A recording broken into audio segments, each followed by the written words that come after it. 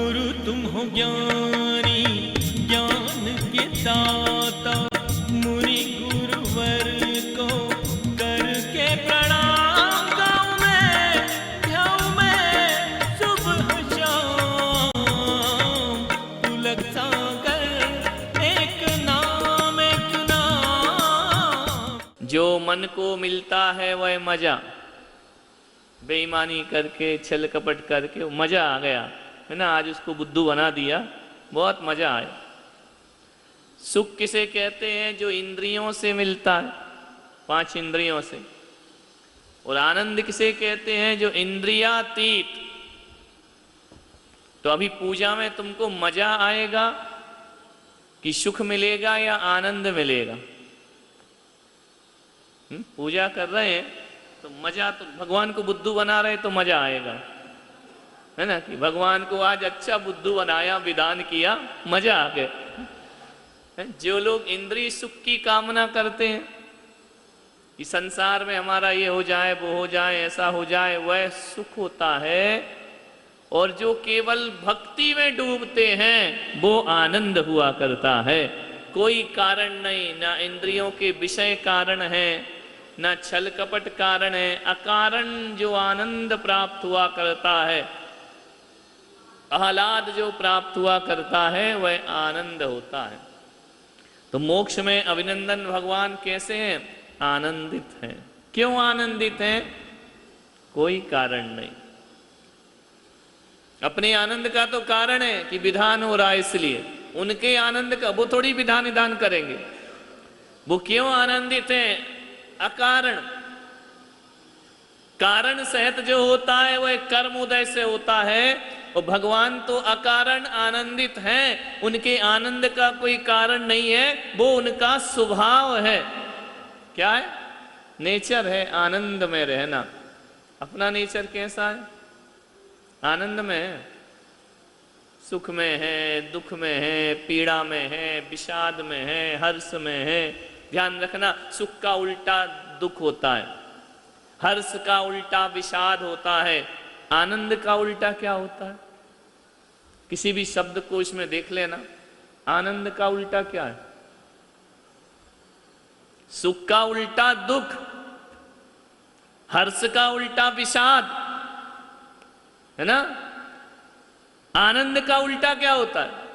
बोले आनंद का कुछ उल्टा नहीं होता, आनंद का कोई विरोधी नहीं होता। सुख का विरोधी दुख है, हर्ष का विरोधी विषाद है, पुण्य का विरोधी पाप है, संसार का विरोधी मोक्ष है, लेकिन आनंद का विरोधी कोई शब्द ही नहीं। आनंद तो आनंद है, आनंद नेगेटिव नहीं है, पॉजिटिव है, उसका कोई नेगेटिव नहीं बनता।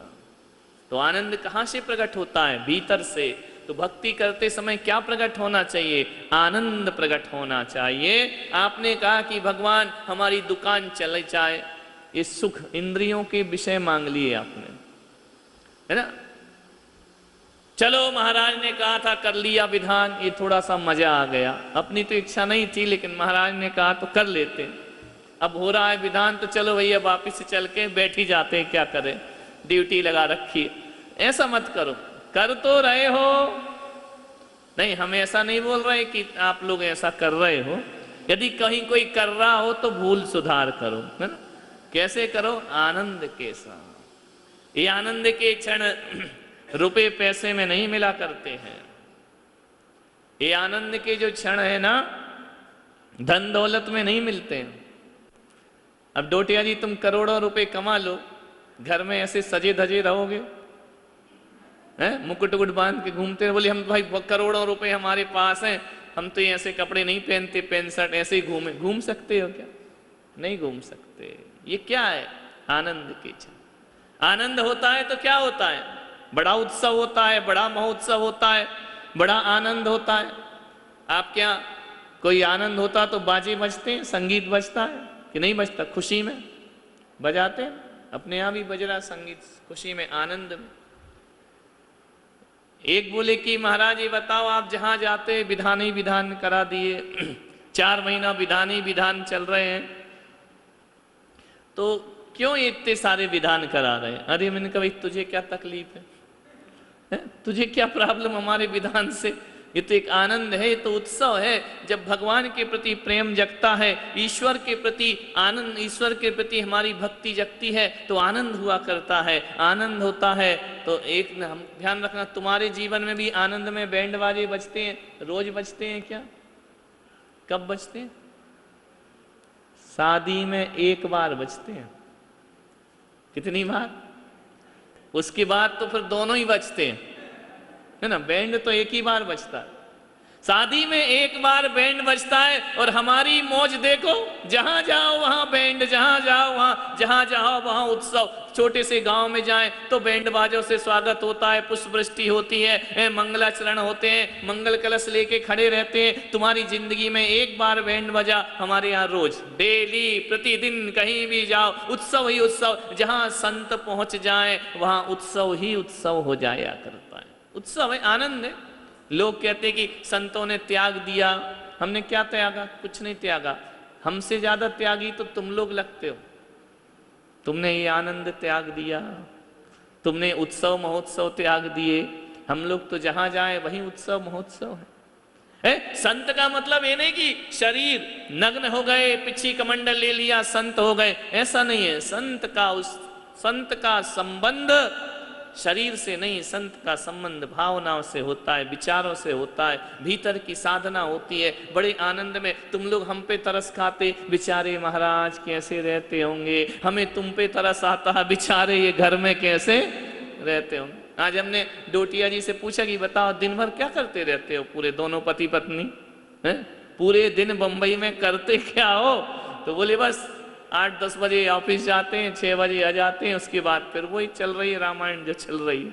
ध्यान रखिए, तो जीवन में ये आनंद के क्षण हैं। ये आनंद कब आता है? जब हमारे अंदर छल कपट ईर्ष्या बेईमानी नहीं होती, तब आनंद। भगवान का आनंद तो अकारण आनंद है। ऐसे नित्यानंद स्वभावी भगवान अभिनंदन नाथ स्वामी सदैव आनंद में लीन है। उनके पास दुख तो है ही नहीं, विषाद भी नहीं है, पीड़ा भी नहीं है, दर्द भी नहीं है, कुछ नहीं है उनके पास, असाता भी नहीं है उनके पास, ना साता है उनके पास, तो आनंद है, परमानंद है। ऐसे अभिनंदन नाथ भगवान जो आनंद के सागर में लहरा रहे हैं, जो आनंद के सागर में डूब रहे हैं। कहाँ है वह आनंद? अभिनंदन नाथ भगवान कहते हैं कि बाहर की वस्तुओं का अभिनंदन करोगे तो आनंद नहीं मिलेगा, भीतर का अभिनंदन करो तो आनंद की प्राप्ति हो जाएगी। आनंद स्रोत बह रहा तू क्यों उदास है, और अचरज है जल में रह के भी मछली को प्यास। मछली है अपन तो पानी में रह के भी प्यासे हैं। आनंद का भीतर आनंद है। बड़ा शुभ भावनाएं के साथ अपने को यहाँ अभिनंदन नाथ भगवान के चरणों में चढ़ाना है। एक जिसका निर्मल मन होता है वहाँ भगवान आते हैं। हमने भगवान से पूछा कि भगवान ये आदमी सही कह रहा है कि जिसका निर्मल मन होता है, पवित्र मन होता है, वहाँ भगवान वास करते हैं। तो हमने कहा हे भगवान, जरा एक प्रश्न का उत्तर आप हमको दे दो कि तुम्हारे आए बिना ये मन निर्मल कैसे होगा। तुम कहते कि जहां निर्मल मन है वहां मैं रहता हूं, और मैं कहता हूं कि तुम आ जाओ तो मेरा मन निर्मल हो जाएगा। यही तो आराधना कर रहे हैं, यही तो अपन भगवान की भक्ति कर रहे हैं कि तुम्हारे आए बिना ये मन मेरा शुद्ध होने वाला नहीं है। इसलिए अपन ने आह्वान किया, स्थापना की, सन्निधिकरण किया। भगवान ने कहा कि तेरा मन पवित्र है तो आऊंगा।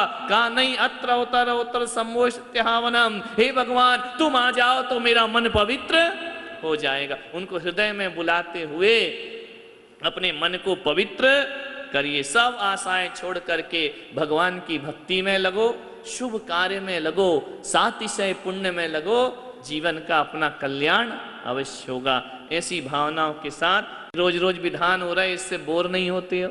ये बापी वाले रोज आ रहे, बोर हो रहे क्या विधान से? नहीं हो भी रहे तो तुम सच तो बोलोगे नहीं, है ना। बोले कि महाराज विधान से बोर नहीं होते। अरे मैंने कहा ये भगवान की भक्ति है, ये आनंद है, ये पूजा है, ये कोई नॉवेल नहीं है, ये कोई पिक्चर नहीं है, कोई मूवी नहीं है। एक बार देखो दूसरी बार बोर हो जाओ। एक पिक्चर कितनी बार देख सकते हो? बोलो डोटिया जी, एक पिक्चर बहुत अच्छी फिल्म होगी, कितनी बार देखो, एक बार, दो बार, तीन बार, चौथी बार मजा नहीं आएगा, पांचवी बार मजा नहीं आएगा। मैंने कहा ये भगवान की भक्ति है, कोई फिल्म तो है नहीं कि एक दो बार देखो उसके बाद मन नहीं लगे। एक बात बताइए, एक चुटकुला कितनी बार सुख देगा तुमको? किसी ने एक चुटकुला सुनाया, फिर उसने वही दोबारा सुनाया, फिर 3 बार सुनाया, फिर 4 बार सुना, फिर हंसी आएगी क्या? बोलो, जो हंसी पहली बार में आएगी वो दोबारा में आती नहीं है। ध्यान रखिए, तो ये भगवान की भक्ति हो रही है, ये कोई चुटकुला थोड़ी है कि एक बार हंस लिए तो हंस लिए। एक बात ध्यान रखना, सब मालूम है हमको तीर्थंकर कैसे होते हैं, सब मालूम है हमको ऋषभदेव कैसे थे, सब मालूम है हमको, पीढ़ियों दर पीढ़ी सुनते आ रहे हैं, पूर्वजों से सुनते आ रहे हैं, पंच कल्याणक महोत्सव में देखते आ रहे हैं। लेकिन आज तक हमने ये नहीं सुना कि किसी ने ये कहा हो कि भगवान के पंच कल्याणक में बोर हो गए, आज हमारा मन नहीं लगा। भगवान की ये कथा, भगवान की यह लीला, भगवान का यह चरित्र दिनों दिन आनंद को दुगना करते जाता है। धर्म में जितने गहरे होते जाओगे उतना आनंद बढ़ते जाता है, और भोगों में जितना ज्यादा जुड़ोगे उतने आनंद से दूर होते चले जाता। भगवान की कौन नहीं, राम को कौन नहीं जानता? सब जानते हैं, फिर भी रामायण कितनी भी बार देखो कैसी लगती है? अच्छी लगती है। भगवान का चरित्र कैसा लगता है? अच्छा लगता है। इस चरित्र से कोई बोर नहीं होता है, इस चरित्र से किसी का मन नहीं भरता है। हे भगवान, तुम्हारा चरित्र तो उस समुद्र की तरह है जिसमें नदियां आती जाती हैं, नदी आते हैं, नाले आते हैं, बड़ी बड़ी नदियां आती हैं, पूरी दुनिया का जल आता है, आसमान से भी जल गिरता है, तो भी समुद्र कभी भरता नहीं है। हे भगवान, आपके गुण भी उस समुद्र के समान है, इनमें हम कितने भी डूबते जाएं हमारा मन भरता नहीं है। भगवान की भक्ति से किसका मन भरने वाला है? कभी भी मन ना भरे। समुद्र जैसा विशाल हृदय बना लो भगवान की भक्ति में, कि हमारा हृदय आपके गुणगान से कभी भरने वाला नहीं है, आपके चरित्र से कभी भरने वाला नहीं है, आपकी पुण्यमयी कथा से हमारा दिल कभी भरने वाला नहीं है। ये विधान आपने कई बार किए होंगे, फिर भी मन करता है चलो करते हैं आनंद के साथ भगवान की भक्ति। ये सोच करके बार बार मंदिर जाओ, कभी जी नहीं भरता है, पूजन पाठ करो, कभी जी नहीं भरता है, मुनियों को आहार दो, कभी जी नहीं भरता है।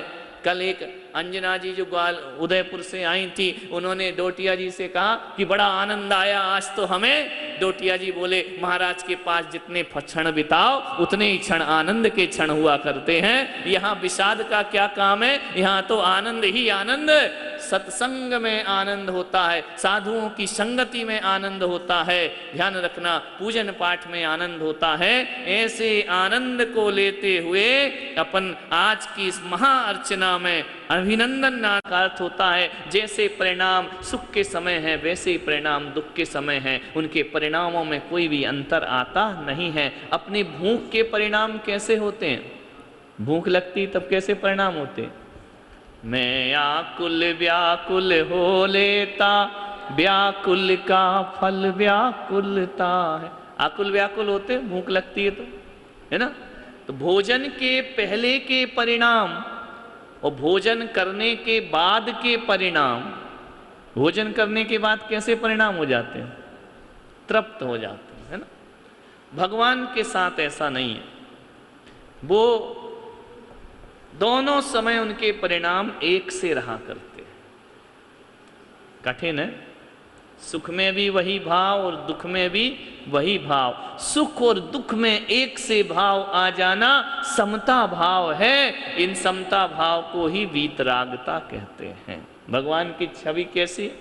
छवि वीतरागी नग्न मुद्रा, दृष्टि नासा पे धरे। उनकी आंखें कैसी हैं? ना बंद है ना खुली हैं, सम, है ना?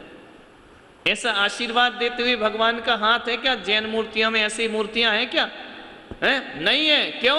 हाथ क्यों नहीं उठाए, उन्होंने आशीर्वाद क्यों नहीं दिया? इसका मतलब है भक्ति करोगे तो आशीर्वाद मिलेगा, नहीं करोगे तो दंड मिलेगा। ऐसा स्वभाव भगवान का नहीं है। भक्ति करो तो भी वो वैसे ही बैठे हैं, नहीं करो ये पूजक के अनुकूल नहीं, ये निंदक के प्रतिकूल नहीं, ये अपनाते हैं शूल नहीं, ये ठुकराते हैं फूल नहीं। समझ, ऐसा स्वभाव है, ऐसा साम्य भाव किसका?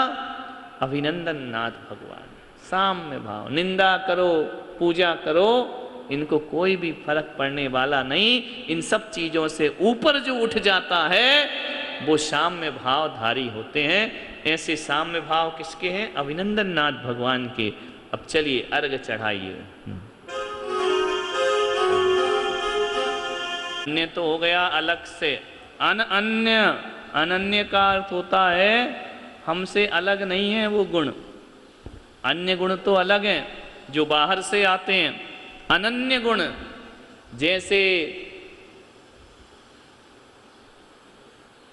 शक्कर में मीठापन अनन्य गुण है। क्या है? बाहर से मिठास डाली है क्या?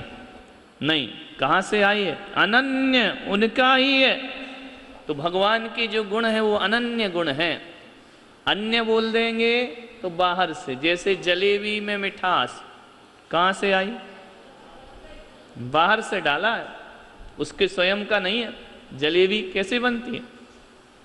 गोल गोल राउंड राउंड स्टाफ, है ना, गोल गोल बनाया और फिर क्या किया, उसको काय में डाल दिया, चाशनी में, तो उसमें मिठास कहाँ से आई? बाहर से। गन्ने में मिठास कहाँ से आई? तो गन्ने का मिठास अनन्य गुण है और जलेबी की मिठास अन्य गुण है, अन्य से आई है। तो भगवान के जो गुणों को यहाँ अर्घ चढ़ रहा है वो अनन्य गुण है, ये बाहर से नहीं आए। बाहर से मीठे वो कैसे होते हैं? जलेबी की तरह। जलेबी कैसी होती है? मीठी तो होती है लेकिन बड़ी टेढ़ी मेढ़ी होती है ना, मायाचारी होती है। और गन्ना कैसा होता है? सीधा होता है, उसकी मिठास चुराई हुई नहीं है, उसकी मिठास बाहर से पकड़ी हुई नहीं है, उसकी मिठास भीतर से है। तो जो आदमी भीतर से होता है वो रिजु होता है, वह सीधा होता है, और जो आदमी बाहर से मीठा होता है वह जलेबी की तरह। ऐसे बहुत मिलेंगे, मुंह में राम बगल में छुरी। प्रसारण पुण्यार्जक परिवार जिन शरणम तीर्थ धाम के परम संरक्षक संघपति श्री प्रदीप मामा, प्रतिभा मामी, भोपाल। गुरु तुम हो ज्ञानी, ज्ञान के दाता।